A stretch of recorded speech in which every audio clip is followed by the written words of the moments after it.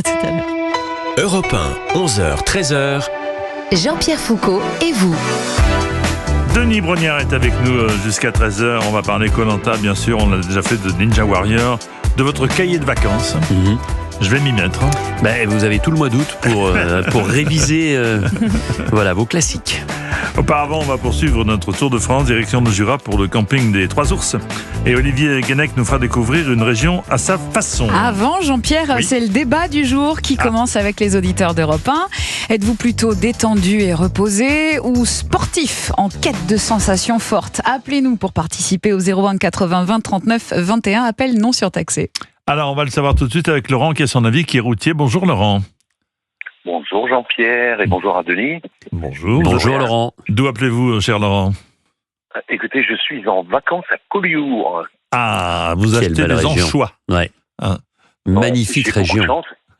J'ai beaucoup de chance parce qu'on y a un appartement familial. D'ailleurs, si je sors, je suis sur ma terrasse. Est-ce que vous entendez la mer?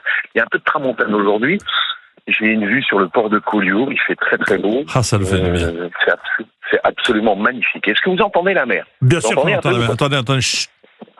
Je mets un coquillage à mon oreille gauche. J'entends, et moi je mets un coquillage à mon oreille droite. On entend la mer. On en entend stéréo. la mer. Dites-moi alors, Il n'y a pas les cigales, Jean-Pierre. les vacances détendues, reposées ou sportifs? Ah non, moi c'est des vacances switch off.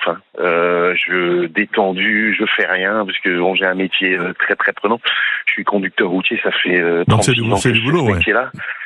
Ouais, donc je me repose vraiment pendant 12 jours où je vais rester ici, c'est-à-dire c'est farnienne, bon, promenade, les courses, les petits plaisirs, on se fait des petites grillades sympas, je vais à la pêche le long des côtes, un petit tour en bateau, les vacances quoi.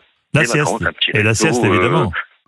La Ah bah ça, obligé. Ah bah. Obligé. Ah. Obligé. Alors, vous êtes exactement l'inverse de Denis, c'est ça? Ah non, parce que moi j'aime bien la sieste aussi. Ah, moi aussi. Ça, la sieste, après des petites activités du matin, avant le sport potentiellement de la fin d'après-midi, moi j'adore la sieste pendant les vacances. Bon, alors là, on voit le côté cool. On va voir si Jérémy, qui est du côté d'Arcachon, préfère plutôt les vacances sportives. Bonjour Jérémy. Bonjour Jean-Pierre, bonjour Denis. Qu'est-ce que vous Bonjour, faites dans la Jérémy. vie? Qu'est-ce que vous faites dans la vie, Jérémy? Moi je suis responsable commercial dans une société parisienne. D'accord. Alors, qu'est-ce que vous faites, vous, en vacances?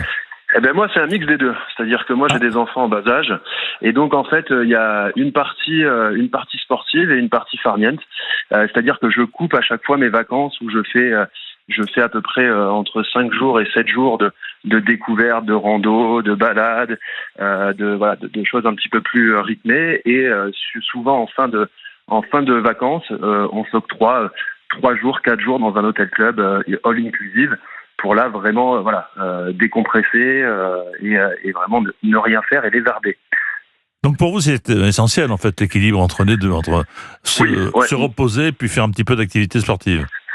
C'est pour moi c'est hyper important et puis vous savez avec des enfants faut aussi les occuper et je trouve que c'est aussi hyper important de pouvoir aller faire des randos, de leur montrer pas mal de choses, la nature, découvrir, essayer du quad, essayer de la marche, essayer du running, essayer de la tyrolienne, voilà faire des choses un petit peu qui sortent du cadre du quotidien, mais en même temps se dire bah tiens c'est les vacances et donc à un moment donné on a le droit aussi de faire une journée piscine.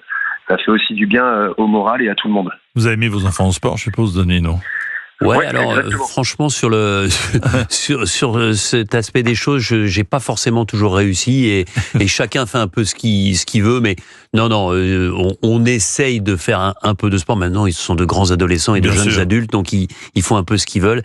Moi, j'avais surtout cette espèce de souci de les obliger, entre guillemets, à ne pas se lever trop tard. Le principe de se lever adolescent à midi, c'est quelque chose qui me posait un peu problème.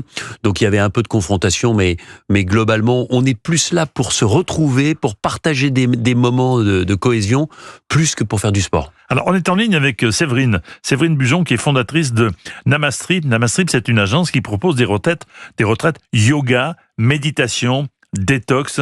Bonjour, Séverine. Bonjour. Alors, racontez-nous, qu'est-ce que vous nous proposez si on vous suit? Alors, Namastrip, en fait, on est une agence de voyage spécialisée dans la création de séjours qui font du bien. Donc, il y a plusieurs types d'activités. Il n'y a pas que du yoga ou que de la méditation. Ouais. Mais on propose des voyages en France et à l'étranger. Et l'idée, c'est qu'on soit vraiment qu'on offre vraiment une pause, un ressourcement aux gens qui viennent à nous. Donc, ils vivent des programmes dans lesquels il y a du mouvement toujours. Donc, je suis d'accord que c'est hyper important le mouvement. On propose des formes de repos actif finalement. Donc, il y a du mouvement. On peut faire aussi des randonnées en nature, des rencontres, puisque c'est des séjours qui se passent en petits groupes intimistes. Et voilà, et tout un programme dans lequel on est guidé par des experts pour repartir vraiment profondément détendu et ressourcé. Ouais. Donc, on sort de la performance, nous, justement. Qu'est-ce qu'ils recherchent vos clients quand ils viennent vous voir? Un break. Je pense qu'on vit dans des sociétés ultra stressées. On a une charge mentale par-dessus la tête. On est toujours dans le faire. Il faut faire, il faut gérer, il faut être dans la performance au quotidien. Et je pense que justement, ils ont besoin de décélérer, de s'arrêter et ils s'autorisent un moment pour eux, ce qu'on n'a pas beaucoup quand même. Alors, il y a une plaie, je pense que vous serez d'accord avec moi. Je tiens cette plaie dans la main droite. Denis a la même plaie à la main gauche. C'est le téléphone portable. Alors, qu'est-ce que vous conseillez à celles et ceux qui viennent vous voir? Est-ce que vous le conseillez de l'enfermer pendant tout le séjour? Alors, nous, on n'interdit rien. Évidemment, on suggère de le poser. Après, on a souvent des jeunes mamans ou quoi, donc elles ont besoin d'être en lien souvent avec leurs enfants. Mais c'est vrai que généralement, ils sont encore un peu accrochés le premier soir. Et puis très rapidement, en fait, la magie d'un séjour, des rencontres et le fait qu'ils soient quand même en train de vivre des activités, parce qu'on ne fait pas rien, ça les déconnecte forcément. Quel est le séjour le plus déconnectant que vous ayez à nous proposer? Allez, on a envie tous les trois là ici de partir. Faites-nous une proposition. En France ou à l'étranger? Comme vous voulez. Allez, Ok. En France. Allez, en France. En France, le plus déconnectant, moi je les aime tous mes séjours. C'est difficile comme question ça. Un séjour en Bretagne peut-être, dans un lieu qui est extraordinaire, avec d'ailleurs tous nos lieux sont magiques. Celui-ci il est guidé par un couple qui a un parcours de vie fantastique. Donc les rencontres souvent sur ce type de lieu sont incroyables. C'est près du Mont-Saint-Michel, dans un environnement naturel de dingue, et toutes les pratiques sont fantastiques et on fait découvrir beaucoup de choses que je pense que la plupart des gens ne connaissent pas. Et c'est plein de magie, plein de surprises, et le lieu est dingue. Voilà, on en prend bonne note. Bretagne cet été. On en prend bonne note. Merci beaucoup Séverine pour ces conseils. Namastrip, c'est votre agence que vous avez créée il y a quelques temps de cela. On est sur Europe 1 ce matin, bien sûr. Et dans un instant, notre débat continue. Jean-Pierre, vacances sportives ou vacances tranquilles? Les auditeurs d'Europe 1 sont nombreux à vouloir intervenir sur l'antenne au 01 80 20 39 21. L'appel est non surtaxé. Europe 1, 11h, 13h. Jean-Pierre Foucault et vous. Et oui, Jean-Pierre, avec votre invité, Denis Brognard, le débat continue. Vous réagissez en grand nombre au 01 80 20 39 21, appel non surtaxé. Vous réagissez sur Europe 1. Le débat, je vous le rappelle, vacances sportives ou farniente, quelle est votre préférence? Christian va nous donner son avis depuis Laval. Bonjour Christian. Oui, bonjour Jean-Pierre. Que faites-vous dans la vie? Dites-moi, que faites-vous dans la vie d'abord? Alors, depuis quelque temps, je suis à la retraite. Ouais, et avant? Mais le type de vacances dont je vais vous parler, on le fait depuis à peu près 15 ans. C'est-à-dire? À savoir que nous partons... Le principe, c'est de voyager à vélo. Ouais. Donc, quelquefois, nous prenons le véhicule avec les vélos. Nous laissons le véhicule à un endroit préalablement défini et nous faisons un parcours à vélo. Et d'autres fois, nous partons directement du domicile pour faire un grand périple. Ce qui fait combien de kilomètres par an, dites-moi, Christian? Alors, le minimum, c'est 2500 kilomètres, mais il y a des années à 3000 kilomètres, sachant qu'il y a des kilomètres que je fais quotidiennement aussi pour mes activités personnelles, yoga, sport, etc. Et le nombre de kilomètres que nous faisons, nous, en voyage à vélo, au-delà des week-ends où là, c'est plutôt 100, 200, 300 kilomètres.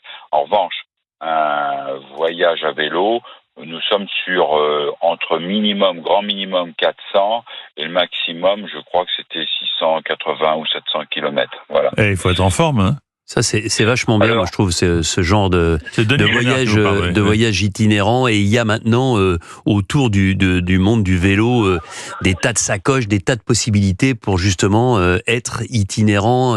Et puis, il y a surtout maintenant des sites qui permettent des parcours où on évite les grandes agglomérations, les grands axes, avec des endroits pour voir la France, pour voir notre pays totalement différemment, et franchement c'est un mode de transport et un mode de vacances de plus en plus plébiscité par les gens. Bah voilà, Christian, donc notre ami Denis est tout à fait de votre avis. Christian, restez avec nous parce que j'ai en ligne Sébastien Yago, qui est guide de haute montagne, cofondateur de l'agence de voyage Orgaia. Depuis 33 ans, il a cette activité. Alors bonjour Sébastien, vous, quelles sont les destinations et les types de vacances que vous proposez? Elles sont sportives, je suppose.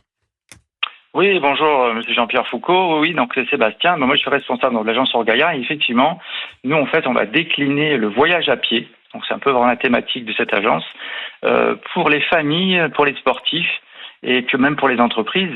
Donc, nous, en fait, on part visiter soit sur un week-end, soit sur une journée ou même sur des séjours plus lointains des destinations. Et notre rôle à nous, c'est d'initier toutes ces personnes à la nature. Alors, soit c'est du culturel, si on fait quelque chose de facile sur un voyage, soit en France ou à l'étranger. Ou alors, on propose aussi des séjours et des activités autour de la nature, comme Into the Wild, qu'on a mis en place pour les familles. Parents et enfants vont s'initier à des gestes de survie. Et on va décliner ça pour les adultes, on décline ça sous forme de bivouac. Et même pour les entreprises, on fait du team building. Bien sûr. Pour mettre... voilà. Alors, quelles sont les destinations et les types de vacances que vous proposez? 2-3 destinations, par exemple, pour nous donner envie ou pas. Alors, bien sûr, le sud de la France, les montagnes du sud de la France, comme le Mercantour, la Vallée des Merveilles, la Provence avec les Calanques.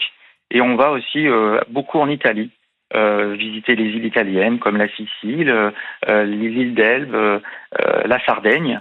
Et bien sûr, on a des séjours en Corse, où on fait des séjours spécifiques, comme le sud de la Corse ou le Cap Corse, voilà. En fait, donc, chaque fois en fait, vos clients, pardonnez-moi, sont à la recherche de challenges et de défis, c'est ça? Et vous les guidez là-dedans? Soit de challenges ou de défis sportifs, comme une grande traversée du Mercantour qui peut durer 15 jours, ou le tour des écrins, voilà. Ou alors, quelque chose de plutôt initiatique, où on va vraiment décliner et expliquer la nature, les plantes, les animaux, les roches, au travers de destinations plus faciles, vraiment destinées aux familles. Entre les deux, on essaie de passer de génération en génération, et chaque fois, on va peut-être augmenter le niveau selon les personnes et leurs demandes. Merci beaucoup, cher Sébastien. On a eu de tout, mais je pense que vous avez noté que c'était plutôt sportif, comme avis plutôt sportif que farniente.